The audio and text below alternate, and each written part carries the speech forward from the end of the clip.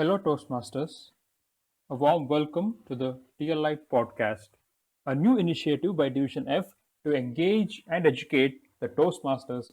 The first two podcasts, we learned about the first two steps of the leadership ladder.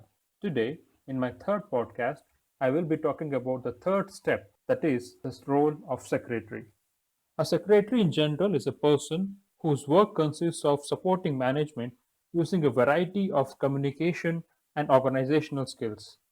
A secretary in general is an officer who deals with the correspondence, admits new members, organizes official meetings and events. These functions applies to club secretary as well. The club secretary is responsible for club records and correspondence. The club secretary has the custody of the club charter, constitution, and bylaws. Club secretary keeps an accurate record of club meetings and all other activities of the club. The club secretary maintains an accurate club roster, including the address and contact details of every member in the club. The role of a secretary can be categorized into three sections: before the club meeting, during the club meeting, and after the club meeting. Before the club meeting, the secretary has to work with the vice president education and fill the meeting roles before the meeting begins.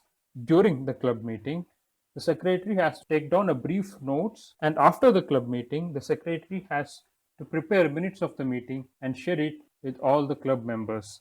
By now, you might be thinking that a secretary has to do a lot of work. Yes, secretary has to do a lot of work. Remember that a secretary is in the third step of the leadership ladder.